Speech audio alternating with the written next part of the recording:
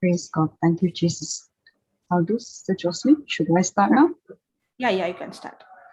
Praise God. Thank you, Jesus. In the name of the Father, and of the Son, and of the Holy Spirit. Amen. Thank you, Jesus. Praise you, Jesus. Daddy, we thank you and we praise you. Jesus, we thank you and we praise you. Holy Spirit, we thank you and we praise you.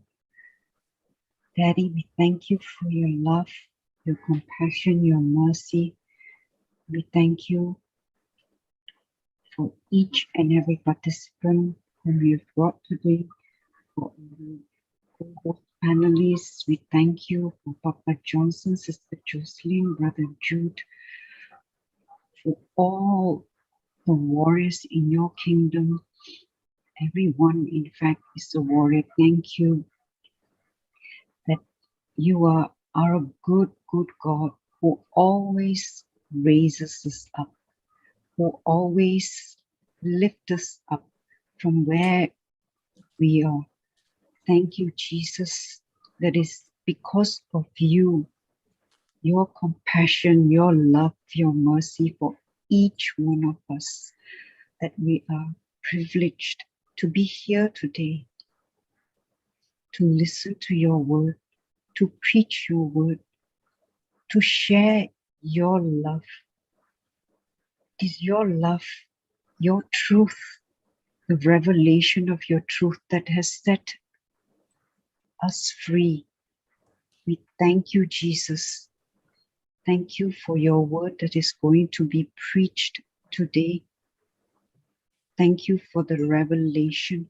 We thank you that you are going to bring many, many souls to this platform today, that this is not just preaching, but you, Holy Spirit, you, Lord, you are going to confirm every word that is preached with signs accompanying, that everyone knows your word is true.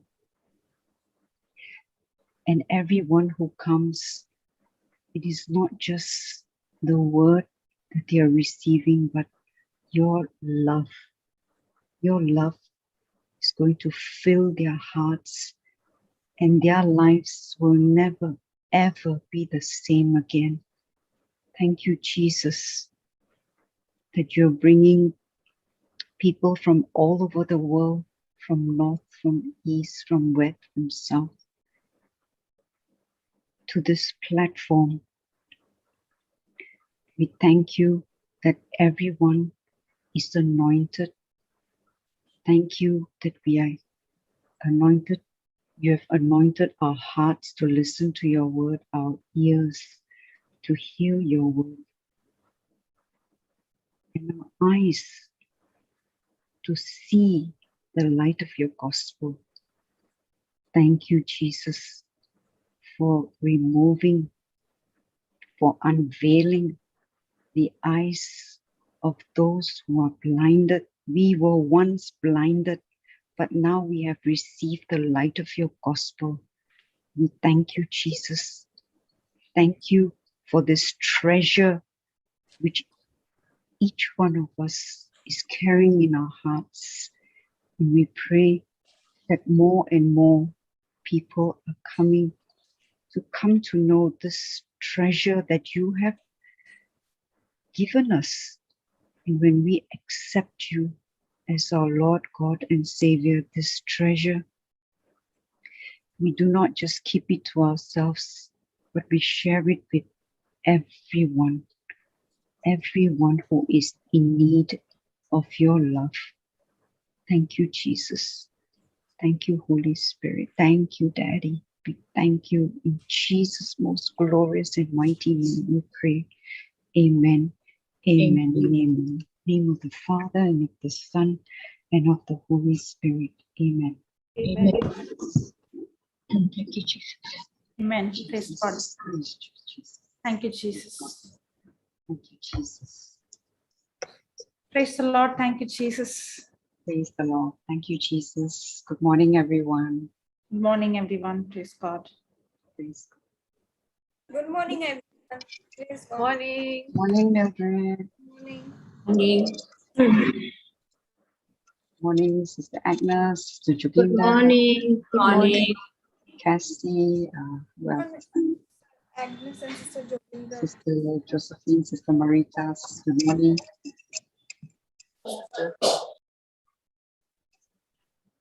Praise God. Praise God. So we were studying about fear, right? Yes. Yeah. So yesterday we were seeing how God is truth and God is incapable of speaking lie. And the devil is a liar and he is incapable of speaking the truth.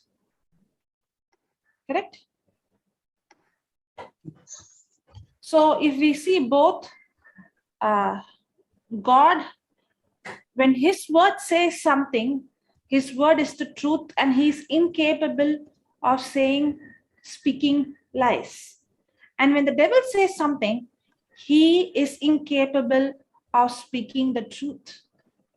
In other words, to say the devil is not a creator, the devil is only going to come against what God has promised.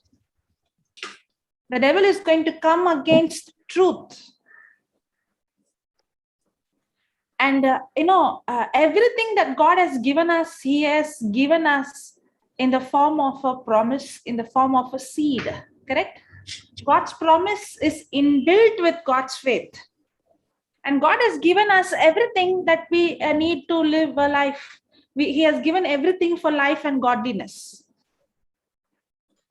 And everything is given to us in the promise. All that we have to take is to take the seed, take the word of God, take the promise and plant it in our heart and allow that seed, allow that word to pull what God has for us from the unseen into the seen. Correct? Now, what does the devil wants to do? The devil wants to steal, kill, and destroy. Now, if the devil has to steal, kill, and destroy, he himself cannot steal, kill, and destroy without our cooperation. So all that the devil has to do is he has to come against the promise. He has to challenge the promise.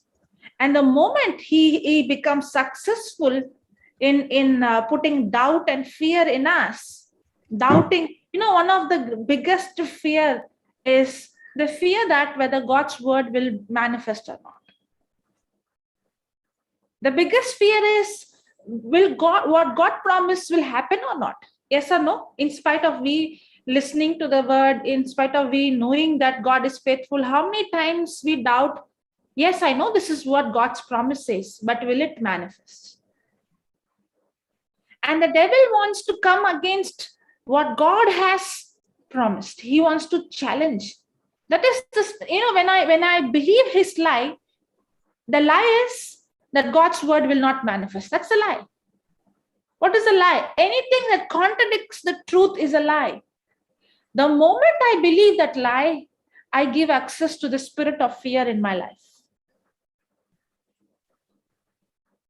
So God is truth and God is incapable of speaking lies. The devil is a liar and he is incapable of speaking the truth. And all that the devil does is he comes against the truth. He comes against the promise. And the moment we believe the lie, we give access to the spirit of fear. Because that promise is what is going to bring what is in the unseen into the seen. So devil wants to contaminate our faith. And how does he does it? Through fear. Praise God. Thank you, Jesus. Okay, yesterday we were seeing about Romans 8:2. Can you put that? Romans 8:2.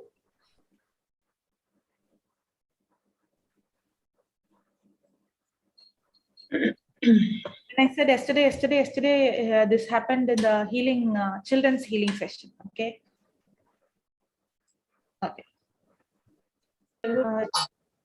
Joselin, give me 2 minutes. I'm logging. Okay, okay.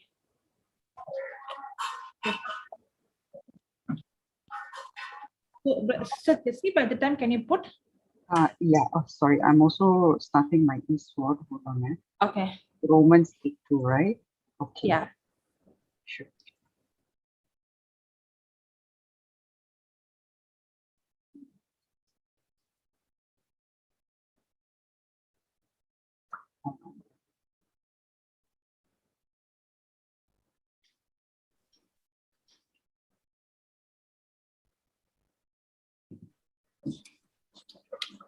For the law of the Spirit of life in Christ Jesus has made me free from the law of sin and death.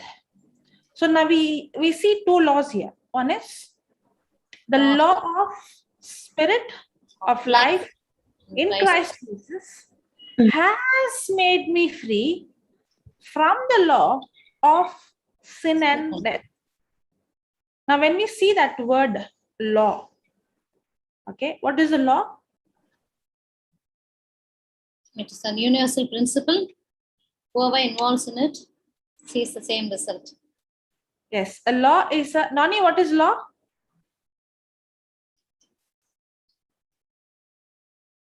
It's a principle, and whoever involves in it, it's a law. It's a stated thing which where you involve yourself in it, you fall into that way of words. Like I'm not getting the exact words to say this definition. Okay, a law is a universal principle. When anyone involves in it, the result is always the same. So there is two laws that is active right now. One is the law of Spirit of life in Christ Jesus, and the other law is law of sin and death. Both the laws are there. But now we have the freedom to choose. Choose life or death. Does the scripture say that? In Deuteronomy 19:30, right? Both life and death is put before us. Now we have to choose either life or death. I have the freedom to choose, but I don't have the freedom to choose the consequences. Correct? Now, when I'm going to choose life, I'm going to experience God's life. When I'm going to choose death, I'm going to experience death. Okay, now there is two laws. That is, one is the law of sin and death. Now, when we see this law and sin and death, this law got activated when Adam committed sin. Correct? When God created the planet Earth, God created everything perfect. There was no sickness, there was no fear, there was no poverty, there was no worry, there was no evil, there was no sin. There was nothing called imperfection. There was nothing called sickness or disease. When God created everything perfect. 100% perfect. There was no flaw in his creation. I used to ask this question, not now, but earlier. Why is that God created, why is that some people are born like this? Why is that some things are not in order? And I was thinking somehow God is the one who's responsible for the bad things or the evil things happening in this world, because God ultimately has every power. But then when I started to study the Bible, I started to realize when God created, God did not make a single mistake. He made everything in perfection. And he created in such a way that there is nothing called death. But see, a law is a universal principle. When anyone involves in it, the result is always the same. Correct? Now, God is a God. When he speaks words, his word becomes a law. Correct? And God is, we have to understand that God is not functioning, or God is not making decision based on emotions or feelings like how we do. God, if you see, the whole world works on a system. Not only the physical world, the spiritual world also works on a system. Have you experienced a gravity cut anytime? Anytime you saw today there is no sunlight? No. It is all in a system, and God works on a system. The whole universe, it has been held together through His word. Now, when God speaks His word, He will not violate His word, nor He will alter His word, nor He will change His word. Correct? Now, when God said, if you eat the fruit of this tree of knowledge of good and evil, you shall surely die. Now, when He spoke it, remember, God is not like man to lie. He will not say something. See, the reason why many people, say, if God, why can't God can't just forgive Adam and Eve? If He would say, I forgive you, okay, then He is not faithful to the word that He spoke earlier. He already said, if you eat the fruit of knowledge of good and evil, you shall surely die. So the result of disobedience is what? Death. The result of disobedience is what? Death. When once God spoke it, it's a law, and God will not change that law. Are you understanding? We have to, when we read the Bible, we have to read the Bible not like seeing God like man. In fact, we are created to imitate Him and be like Him. We also should tame our tongue, that we should not speak any words that we don't mean really. We have to imitate Him. But when God is making decision, He is not making, many times we think, okay, God is not very angry with Adam and Eve, that's why He made a decision. No, God, even when Adam and Eve made that mistake, God came and He stitched for them cloth of skin. That showed how He was taking care of them. When God said, the day you eat the fruit of knowledge of good and evil, you shall surely die, then that is a law. And God cannot change His word. The consequences of that disobedience is death. And God cannot violate His word. At the same time, He loves us. He loves mankind. That's why He makes a decision that He Himself will take the consequences of sin on Himself. So the consequences of disobedience is death. But the good news is Jesus came as a man and He took that death on Himself, that punishment on Himself. When God is saying, I forgive you, God cannot just say, I forgive you. If He is forgiving, then somebody else has to pay the price. Forgiveness is not free. There is a price that has to be paid. And who's paying the price? The one who forgives is the one who is paying the price. Are you understanding? So when Adam disobeyed, at the very moment, the law of sin and death, because of sin, because why did the law of sin and death got activated? Because God said, the day you eat this fruit, you shall surely die. When He said it, what God spoke is a law. So the moment they ate, the moment they disobeyed, the law called sin and death got activated. Are you understanding? Yes. Praise God. So when God gave Moses the law of Moses, okay, now man already had the nature of sin in him. Now man did not have the ability to keep the law.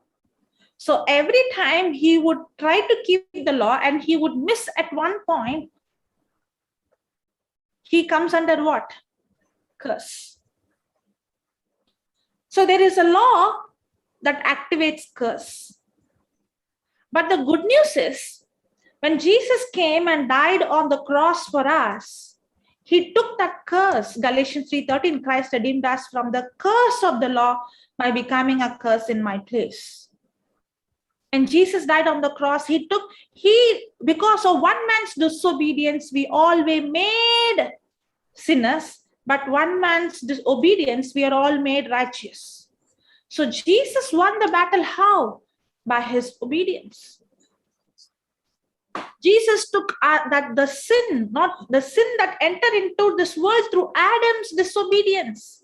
That's how the law of sin and death got activated.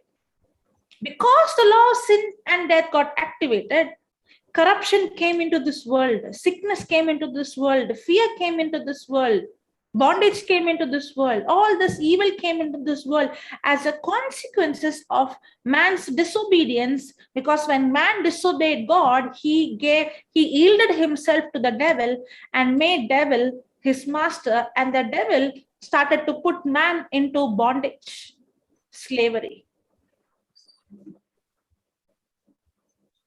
But the good news is, when Jesus died for us on the cross, when he paid the price, now the consequences of the sin, and that sin, Jesus himself became sin. He took the punishment, he took the curse, and he paid the price.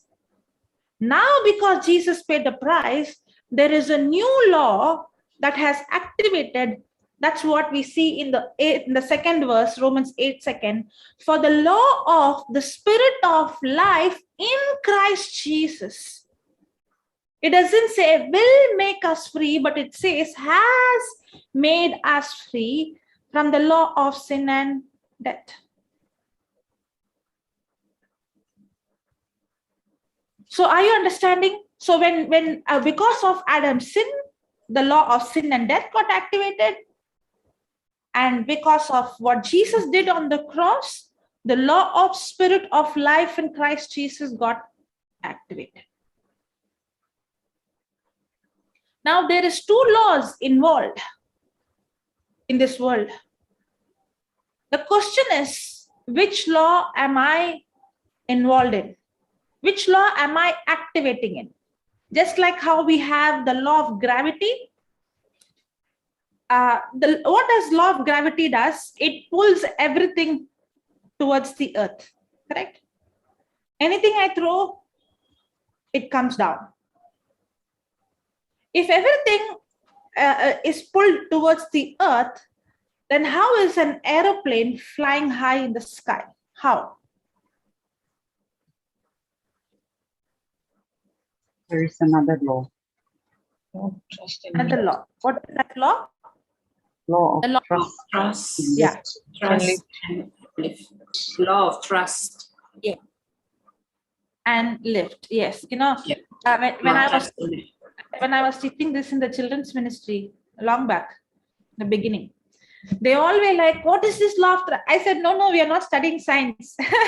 We're not studying science. We are studying, the example is only for us to get a better understanding. Now, if there is a law of gravity, then how can a flight fly high? Because there is another law that is superseding the law of gravity. So what does the law of gravity do? It will pull everything towards the earth. And what does the law of thrust and lift do? When a person activates the law of thrust and lift, even though the aeroplane is under the law of gravity, that's why it's on the floor.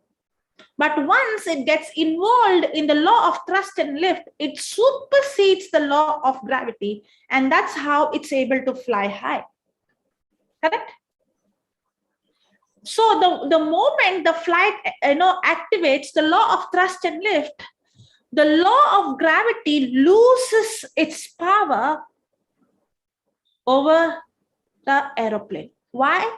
Because now the aeroplane is functioning in a different law. That's why the law of gravity loses its power over the aeroplane.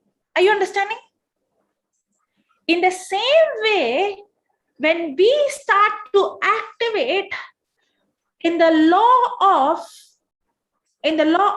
life, in the law of spirit of life in Christ Jesus, when we start activating it, by default, the law of sin and death loses its power over us.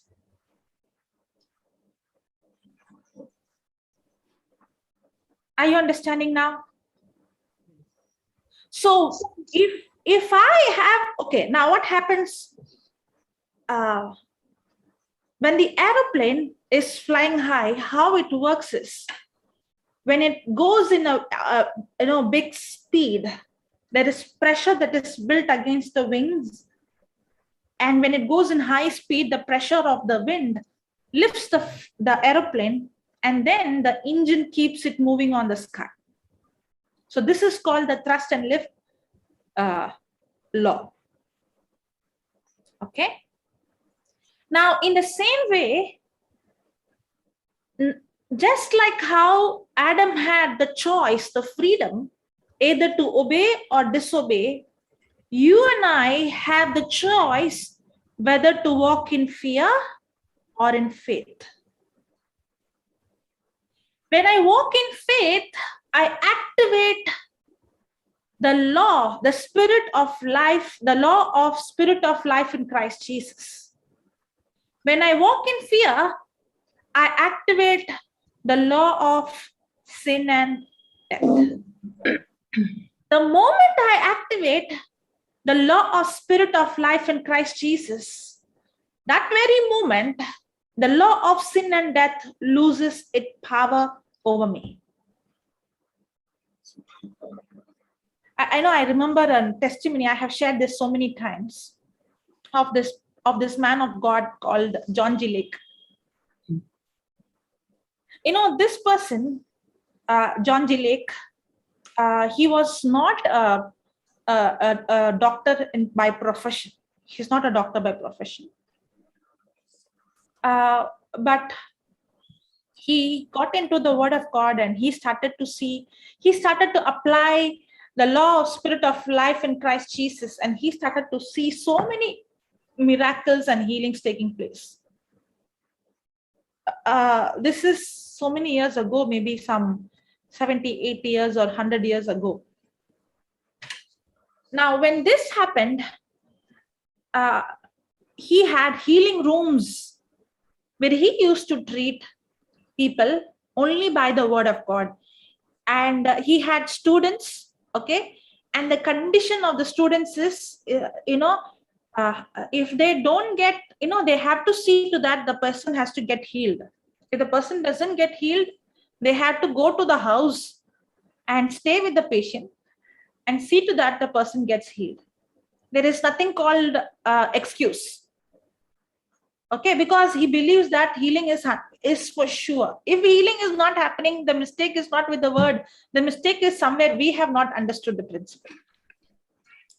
And that's how his students were trained. And now when he had this healing, I think it is in the place called Spokane. That's how I remember.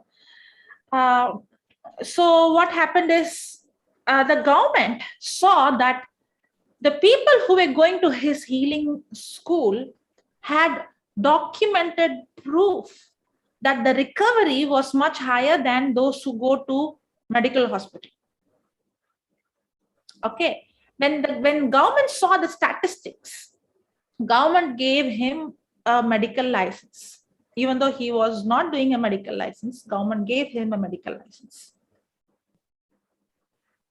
So at one point of time, there was a plague, deadly plague, that was very contagious, and people were getting it, and people were dying. It was so deadly that people were dying, and it was contagious through the saliva.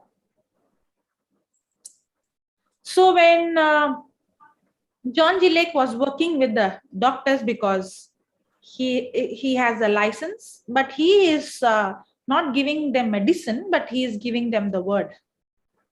So when they saw him that he was not he was just going and, not using the preventive measures. When he was going and treating and speaking and praying over, laying hand and all those things, the doctors got, they got irritated, and they're saying this is why you should not allow people who don't have medical knowledge. Okay. And that's when John G. Lake challenged them to take the saliva of the person who had infection, and he told them to check under the microscope, and they checked. After it was checked under the microscope, he said, give it to me, and he touches it. And after he touches, he told, now check under the microscope. And when they saw under the microscope, after he touched, all those deadly germs were dead. Okay. Now, what is this? Now, what is this? Yes, that virus or that germ, whatever it is harmful. And it is going to cause deadly disease. But how did this disease come? Because of the law of sin and death. But when John G. Lake, it is not that the virus is lie. The virus is true. It's not that the virus is not harmful. Yes, the virus is harmful. Yes, that sickness is deadly. But that sickness came because of the law of sin and death. Sickness came into this world because of the law of sin and death. But what happened to John G. Lake? He was operating in a different law. Remember, when we are born again, we are translated from the kingdom of darkness into the kingdom of God. We have to operate in a different system. He was operating in a different law. If he is not operating in the law of spirit of life in Christ Jesus, that virus would have killed him. But the moment, when he started to believe the word, and now he is operating in a different law, now, just like how the aeroplane that flies high, it supersedes the law of gravity. In the same way, when I operate in the law of faith, I operate in the law of faith. When I operate in the law of faith, I'm activating the law of spirit of life in Christ Jesus. When a person is operating in the law of spirit of life in Christ Jesus, that very moment, the law of sin and death becomes powerless. Just like how when the aeroplane gets into the law of thrust and lift, the law of gravity becomes powerless on the aeroplane. In the same way, when a person is operating in the law of spirit of life in Christ Jesus, the law of sin and death becomes what?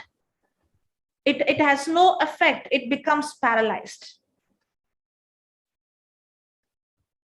It's not that the law is not there. It's not that the law of gravity stopped. The law of gravity is there, but the law of gravity has no more power over the law of thrust and lift.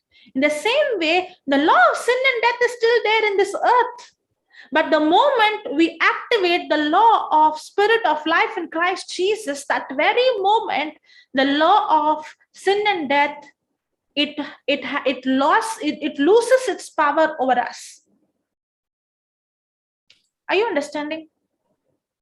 So the moment John G. Lake was operating in a different law, that's why the law of sin and death had no power over him. That's why when we confess, I am the body of Christ, Satan's sickness has no power over me. Yes, Satan is in this world, sickness is in this world, but that sickness has no power over me. The reason why that sickness has no power over me, because I am operating in a different law. I am operating in the law of spirit of life in Christ Jesus. That's why Romans 8:2 says, for the law of the spirit of life in Christ Jesus has made me free from the law of sin and death. It's a law, but what is a law? A law is a universal principle. When anyone involves in it, the result is the same.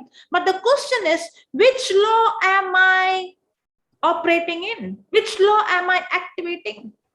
Which law am I involved? If I'm going to be involved in the law of sin and death, by default, I'm opening door for fear. I'm opening door for sickness.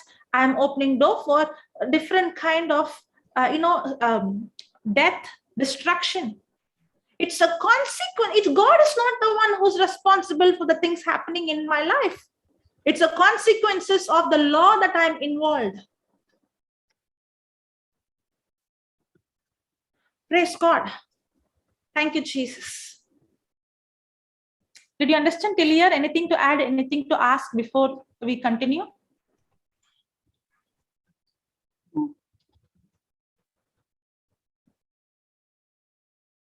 Okay. Did you understand? Yes. Sister Cassandra? Yes, sister, I love it. As you are saying, I'm not unmuting, but I'm going, hallelujah, praise the Lord. If we didn't have this, if we didn't know about the spirit of our life in Christ Jesus, wow, can you imagine the difference it has made in all our lives? Yeah. Hallelujah. Thank you, Jesus. Yes. That's why, when the reason why I shared the example of John G. Lake, because you can see how sickness is there, virus is there, COVID is there. But it depends on me whether it's going to affect me or it is going to become powerless on me. It depends on which law I am in. If I am going to operate in the law of sin and death, if I am going to be in fear, by default I have operated the law of sin and death, then I am vulnerable to those virus attack, for the demonic attack. But the moment, faith comes by hearing and hearing by the word of God. The moment I operate in faith, now I'm operating in the law of life in Christ Jesus. That very moment, that virus, that sickness, that destruction, that law of sin and death loses its power over my life. And that's when I walk victorious. So God, many times we ask God, why is this happening? How long? God is asking you, how long are you going to activate the law of sin and death? That long. We ask God, I did not do anything. Yesterday one sister came and said, I did not do anything, but the sickness is there. You did not do anything, but that is the lie. The reason you did not know that you did not do anything, because you are ignorant. The problem is you have to shift operating from the law of sin and death, and you have to start operating in the law of spirit of life in Christ Jesus. And what is operating in the law of sin and death? Operating in sin and death is, what am I paying my attention on? What words am I receiving? What words am I paying attention to? What words is going through my ears? What words am I meditating? What words am I seeing? What words am I speaking? What words am I installed in my heart? What words am I believing? God is truth, and he is incapable of speaking lie. The devil is a liar, and he's incapable of speaking the truth. If I believe the lie, I have opened the door for fear. When I open the door for fear, I am involved in the law of sin and death. If I believe the truth, I believe God's word, then I am operating in faith. Then I'm operating in faith. I'm operating in the law of spirit of life in Christ Jesus. And the whole battle is, the devil is going to come and challenge you, the promise of God, the written word of God. And the moment I believe the lie, I give access to the spirit of fear. And the moment I give access to the spirit of fear, I am involved in the law of sin and death.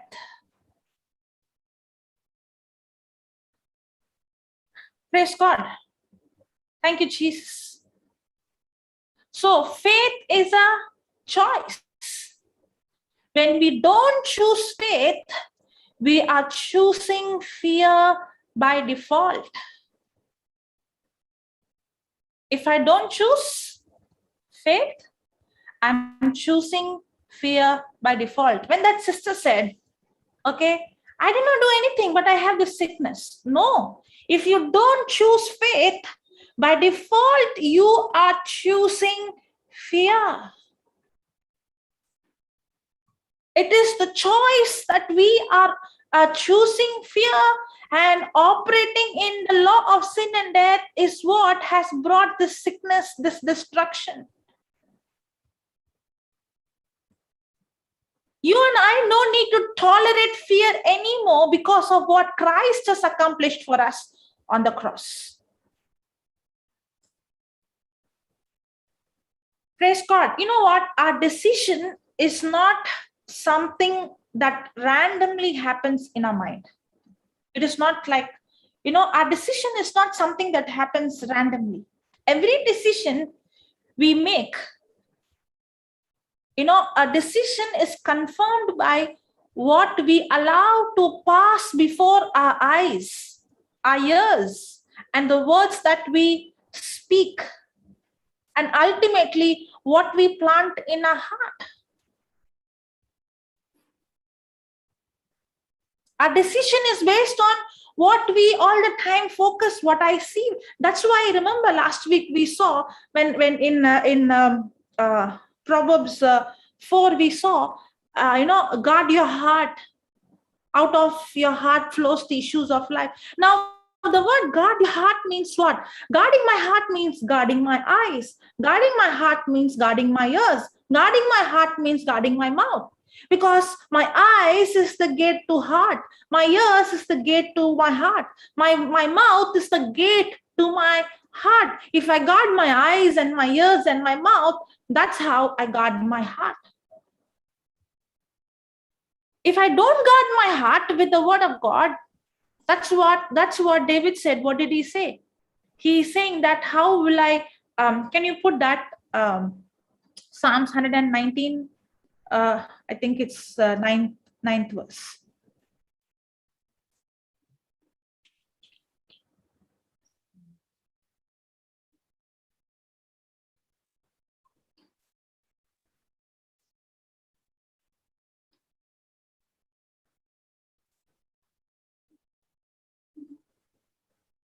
Okay. Wherewithal shall a young man cleanse his, something is popping up. Okay. His way. By taking heed thereto according to thy word. Now put the 11th verse.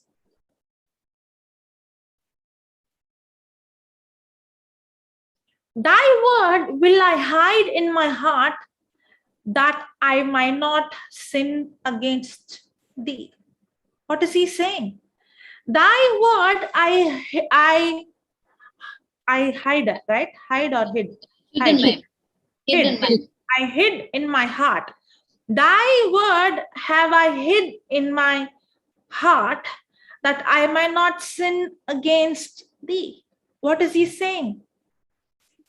That God's word becomes a protection. The word that is in my heart is going to be like a guard. When I have God's word in my heart, that's how I'm going to guard my eyes, I'm going to guard my ears and my mouth.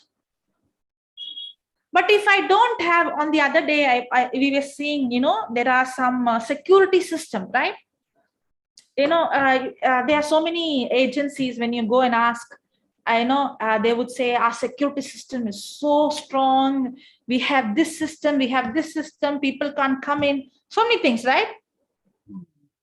There's some security system that is very, very strong. Correct? And anybody enters inside, they get the details and only then they allow. They have to give their number, their phone and everything. Now, when the security system is not strong, maybe there might be a person sitting there, but anybody can go inside. Correct? Yeah. Anybody can go inside, anybody can go outside. Nobody is, going to ask, who are you, why you have come. It's the same with us. How is your security system? Are we just allowing any lie? Are we just believing any lie? Or is our security system very strong? How will our security system be strong? Only when we guard our heart with God's word. The word that I hide in my heart, that I may not sin against thee. So we have to be so very alert that we don't allow any stranger inside. But we cannot be alert if we don't have the truth in our heart. Praise God. Thank you, Jesus. So if we see the decisions that we make, it's not random decision, but the decisions that we make is based on the thinking that we have. And our thinking is based on the words that we internalize. Praise God. And now what I believe, it has to correspond in my action. It is only through our corresponding action we know that we have made decision according to the word of God or against the word of God. Many times, for example, in the healing, children ask this question when somebody comes, first question they ask, do you believe Jesus will heal you? And some of them, they know this is the question going to come. So they know we have to answer, I am healed. Okay. And they will say, I'm healed. Will Jesus heal you? No, I'm healed. Now, this is an answer given. It has become like a cliche. It has become like, okay, this is the question. This is the answer I have to give. But actually, what I believe, what is the meaning of the word believing? Believing is my action corresponding to the message. Believe is not just giving the right answer. If you really believe, then your action should correspond to what you believe. That's why a person might say, I believe I'm healed. But if your action is still saying that you are sick, and if you are still acting as if you are sick, that's why I always ask the question, what if today you're going to the doctor and the doctor is giving you a report, you know what?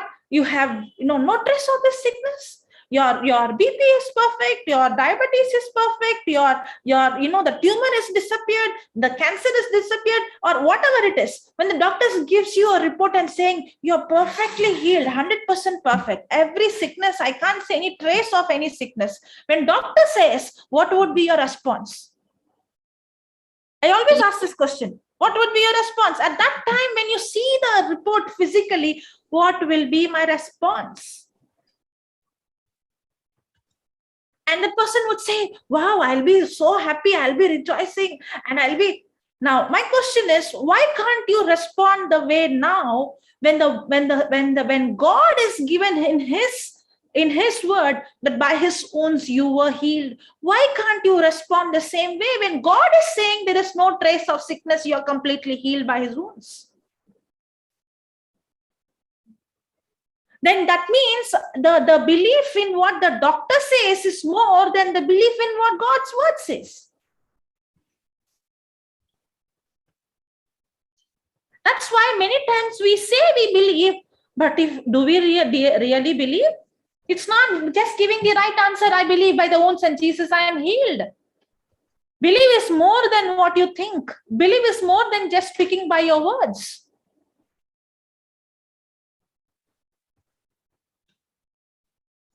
It is only through corresponding action that you have made a decision that is aligned with God's word or contradicting to God's word. It's your decision and it's your action that proves it, not your words alone. Praise God. Now, many times we think believe is a passive word.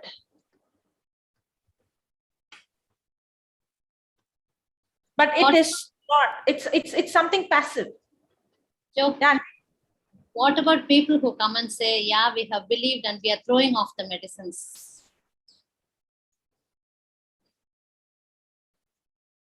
Praise God. If they see, the moment the person comes and says, I want you to give an explanation for that also. When you're saying this, people will think, okay, I take the word, so I'll throw every medicine and come. There are people who come and ask me that. I would like you to explain on that also. Okay, now first of all, when the person is coming and asking this question, okay, I'm not going to take my tablets. What do you say? First of all, that person is deciding based on what you are going to say. That person is not making the decision. For example, when you see Joselin's testimony, she actually stopped her medicine. And she saw the result. Correct? And Yes. she became so determined that no matter what, I'm going to believe what the scripture says, in spite of the negative circumstance.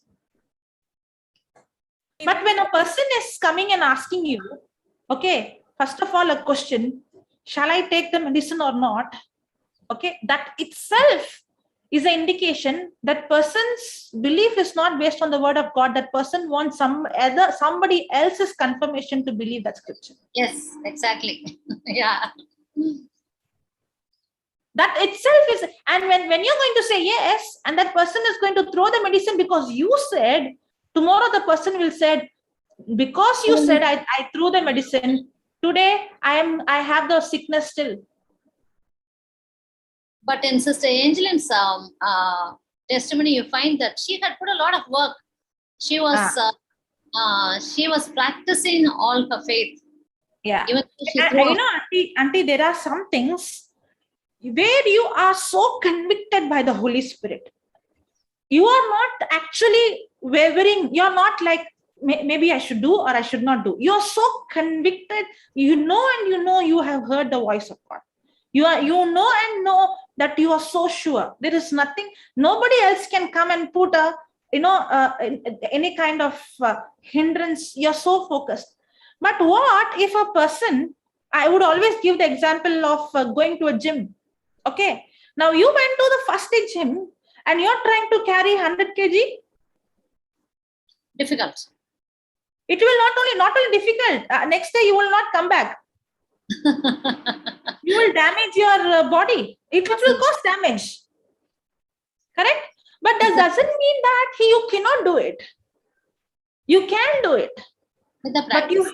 With the practice. But what if you're going to gym once in a week, once in a month and saying, I am practicing, nothing happening. What practice you did? What practice you did? You went whenever you wanted, whenever you got time, whenever you felt lazy, or whenever you felt, okay, today let's go. And then after 4 days you go, and after 10 days you go, after 5 days you go, and then you're saying, you know what? God is so partial. He can carry so much weight, but I can't. God is not partial. He can carry because he was consistent. He can carry because he was practicing more than you. You are not able to because you are lazy. You wanted to go once in a while. And then you are blaming somebody else because you did not get the result. That's why it's a law. It's a principle. Many times I see the physically challenged, some people might, some people will think, oh, really, my body is not strong like them. Some people will think, oh, yeah, my stamina is different. My age is different. This is different. I am so many things. But I tell you, there are many people who are physically challenged with one leg, with no leg. They have achieved so much than those who have legs and hands. Yes. Now, what do you say? It is not what you don't have. What is the difference between a champion and an ordinary person? What a champion does every day, an ordinary person will do it. It is not that the ordinary person will do it, but will do it occasionally. That's why the scripture says, you shall know the truth, you shall continue in my word, and you shall know the truth, and the truth shall set you free. But what about that word continuation? When there is no consistency, when there is, I confessed. How many times you confessed? One day you would have confessed, 2 days you would have confessed, 4 days, 5th day, I am fed up. Nothing is working.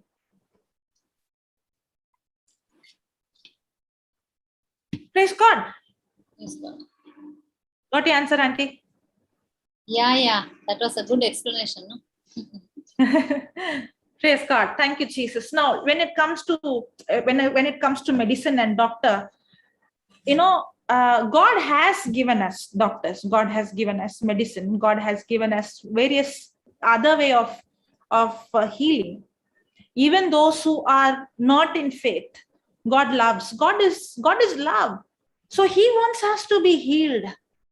Even though He has healed us 2000 years ago on the cross, there are many people who are not going to, believe, or it will take time for them to believe or accept the truth. And there is other way of receiving healing. But those healing is not 100% perfect healing. But there are many people today alive because of doctors. We won't even see them if we don't have doctors, if we don't have hospital, right? We won't even see. Thank God, it is God's mercy that God has given us doctors that we see, especially when it comes to something that is very, very major. If you have a major operation, please don't cancel it and say, I believe I'm healed. Please go to that. Go and continue your treatment on it. But don't make the doctor's word your final authority. It is only a temporary solution. It's not a permanent solution. Taking medicine, going to doctor is only a temporary solution because you're not so strong in your faith. Even if you're going to throw the tablets, you're going to grip in fear and you're going to make a wrong decision that is going to kill you. You go on to the treatment, continue that with the medicine or whatever it is, but start to feed yourself more with the word of God. That remember, God's word is medicine. How many times when you take the medicine, you feel, okay, when this medicine goes inside, I will get, it will go and change. How many times you believe it, right? When you take vitamins, when you take, a healthy food, you believe that this food is going to go inside and bring healing to my body. But how many times we believe that God's word is nourishment and healing and health to all our flesh? If we believe it, then action will correspond. Then you will every day eat this tablet, this medicine called the word of God. Start putting your trust and your belief in God's word more than you put your trust in what the doctor says and what the medicine says. See, I'm not saying don't take medicine. I'm only saying don't put your trust in anything else other than God's word. And once you start feeding yourself with God's word, that word will begin to bring change in your body. And doctor himself will say, wow, your body is so different. It looks like there is a surgery taking place. It looks like I can't even find any trace. Sometimes the doctor will say, can we go for next checkup? I don't know, maybe there might be a technical error.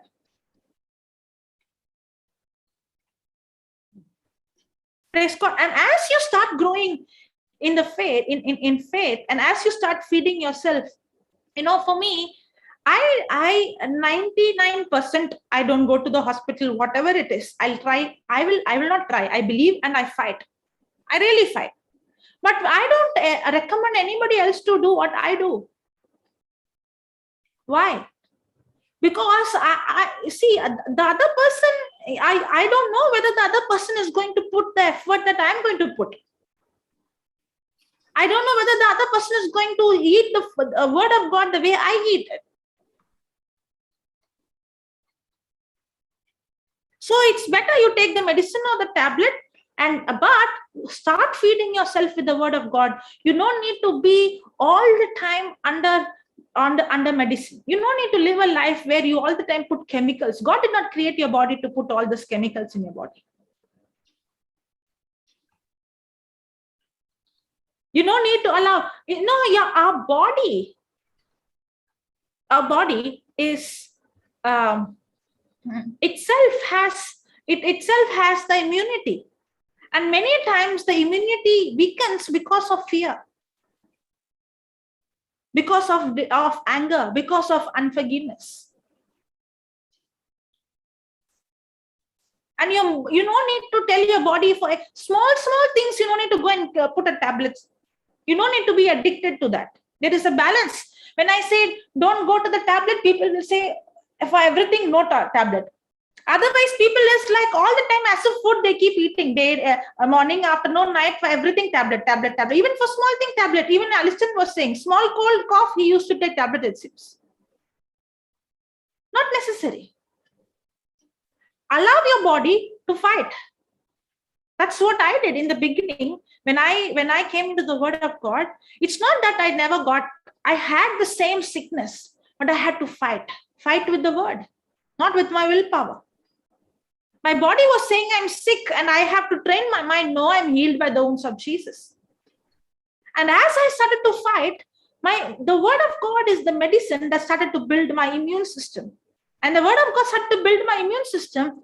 In the beginning, I did not see much of change, but as 1 year, 2 years, I started to go, I saw my body became more healthy. Praise God. Thank you, Jesus. You have seen, no, Auntie? Yeah, I have seen you do. What you're saying is 100% true.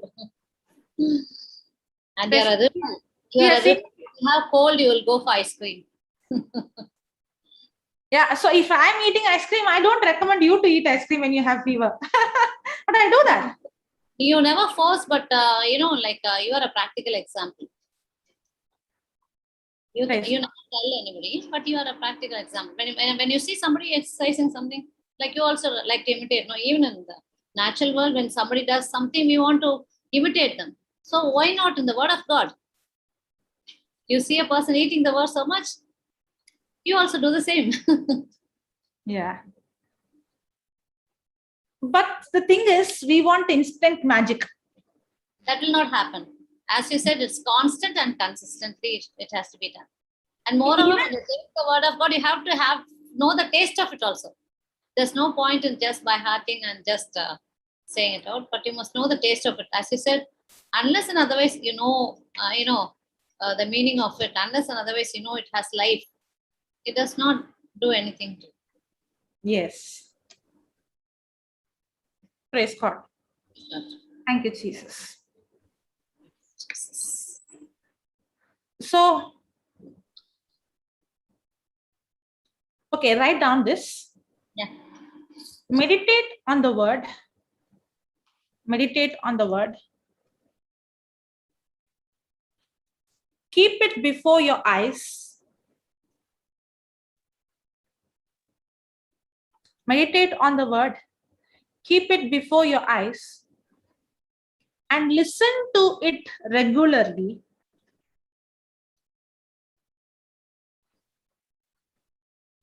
And listen to it regularly. Confess it every day. Confess it every day, multiple times a day.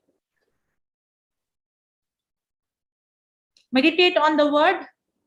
Keep it before your eyes and listen to it regularly. Confess it every day, multiple times a day, and allow it to become your final authority.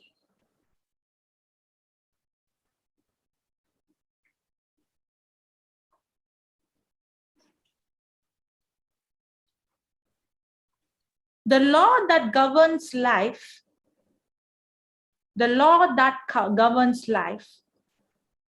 are so easy to activate.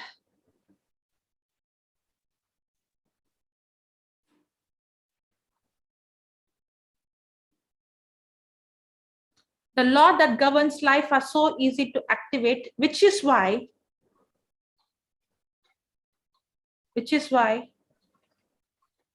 you want to be so sure, which is why you want to be sure you are activating the right ones. You're activating the right ones. Now this, if you take this the opposite. Now what does this say? Meditate on the Word. Now meditate on the Word means what? What is the meaning of the word meditate?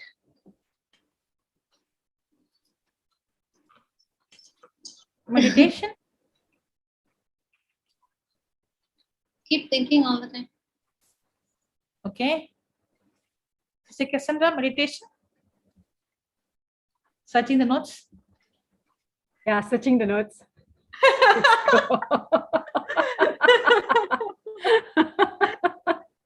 I saw your eyes going down. Sister Joselin, you can see right through me, Sister Joselin.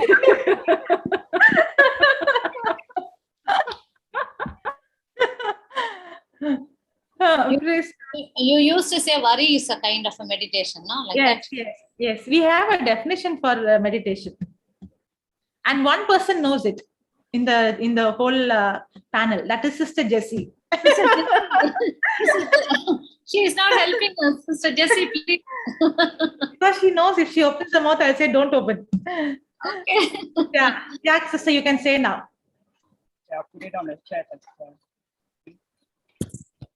Yeah, she has put it in the chat. Meditation is simply focusing your attention on something to the point that it never leaves your consciousness. So what is meditation? Meditation is simply focusing your attention on something to the point that it never leaves your consciousness.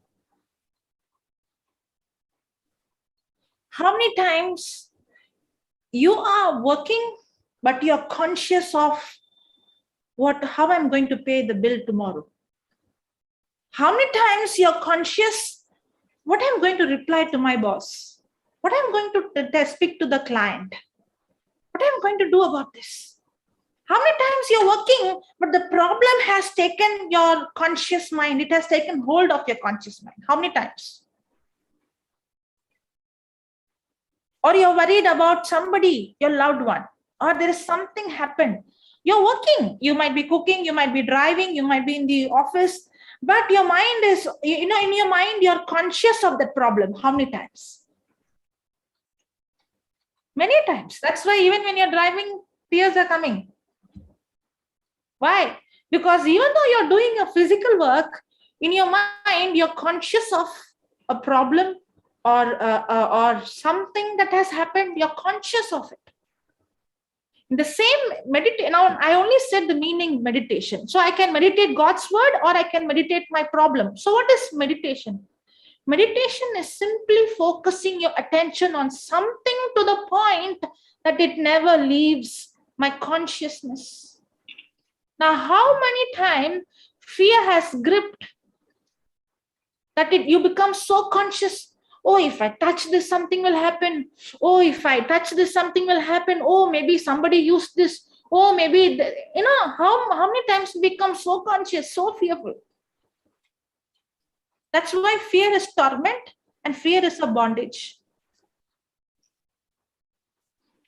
Now, what you wrote, meditate the word, keep it in your eyes and listen to it regularly. But we are doing the exactly opposite. What we are doing, we are meditating the problem and all the time we are checking the latest news, what is before our eyes, and all the time we are listening what is happening in the news channel or in the social media. And what we are confessing, early morning I get up, or in the evening or at night, 1 hour word of God, the whole day what I am confessing. What the doctor said, what my symptom is saying, what's the problem is saying, what is the world saying, what people are saying. Because the words that I'm meditating, the words I keep before my eyes, the words that I'm going to confess, that is what is going to determine which law am I involved and which law I am involved in and which law is in action.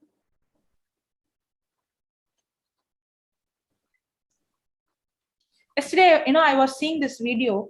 There is a deer and there is a lion. Lion, right? Tiger. And the speed of the tiger and the speed of the deer, if you take both, the deer is so fast that there is no way, I forgot the numbers, There's no way that the tiger, He's you remember? 90 kilometers per hour. That is And, tiger. No, That no, is the no. deer. Yeah. Yeah, And that this one is 60. 60. 60, yeah. So the deer can run in 90 kilometers per hour, and the tiger can run 60. Now in this speed, is there any way the tiger can catch the deer? No way. If it is going to go in its speed, there's no way it can. But the deer, when it's running, it has so much fear. Even though it has a strength to run faster, it keeps turning back and turning back and turning back with fear that it's going to be caught. And that fear is what makes it slow, that the tiger could, attack. It's the same with us. It's our own fear that opens the door for the devil. In fact, Jesus already had taken sickness, sin, the law of sin and death. That's why it says, the law of spirit of life in Christ Jesus has made us free from the law of sin and death. But when we are operating in fear, it's we open the door for the spirit of fear, and we are operating in the law of sin and death. And when we're operating in the law of sin and death, the consequences is sickness, death, worry, fear, destruction.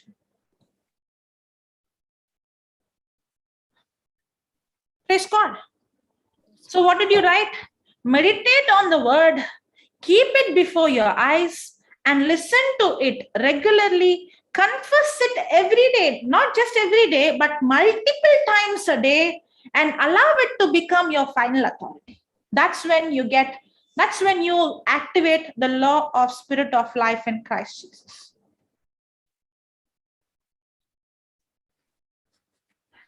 Praise God. Thank you, Jesus. I'll stop here, but we are continuing on the same teaching of fear, okay? We are not going to stop. Continuing it next week, Saturday, Sunday, healing session.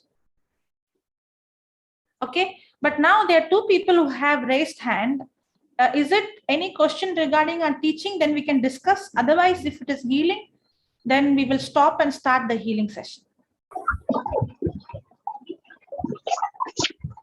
So it is a question. It's a question also, and I would like to share something, sister, regarding that.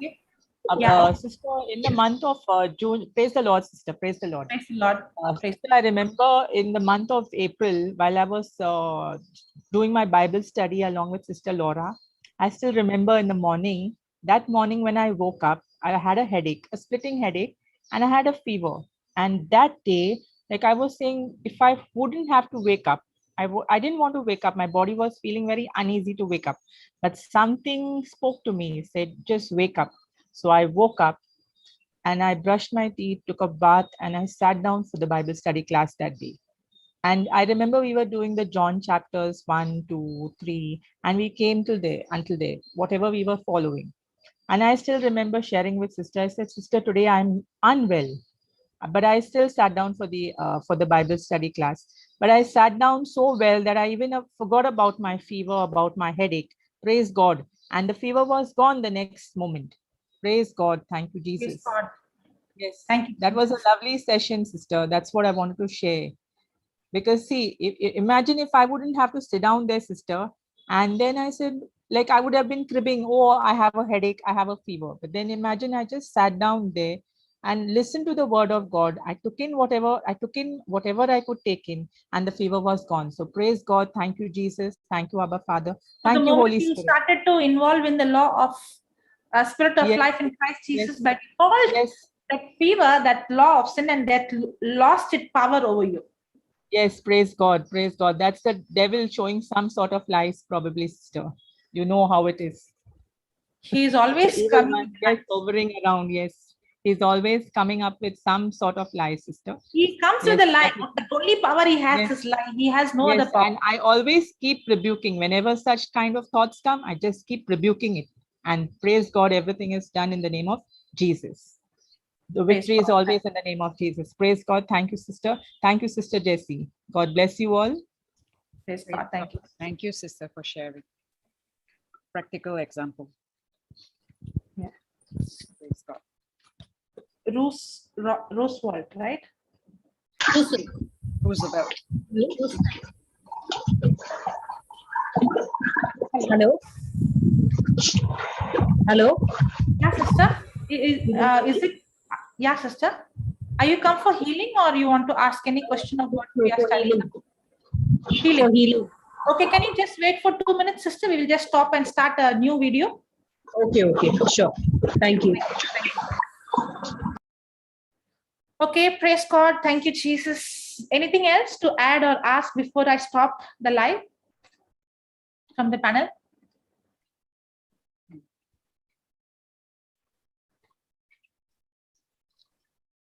Corinne. Yeah, sister, I've given you unmute. Oh, I think they're coming for healing. Okay, let me stop and start. Okay. Praise God. Thank you, Jesus. Brother Jude, should I make you host? Sure, sister. Yeah, I can do that.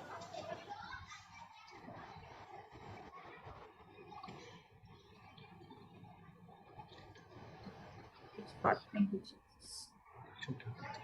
So, before that, before you stop, 1 minute, before you stop, those who are in YouTube, if you want to join us on Zoom, Zoom ID is 939-525-2636.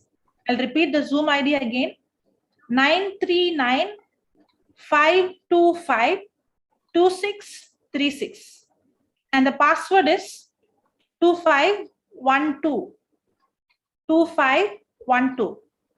Those who want any kind of healing or you know anybody sick, please invite them. So we have our warriors here to pray over you, and we will teach you how to get your healing and how even you can learn how to heal others in Jesus' name. So you can join us on Zoom. Praise God. We will stop this now and we will start a new video. Praise God. Yeah, brother, over to you. Praise God. So let's all pray in tongues until we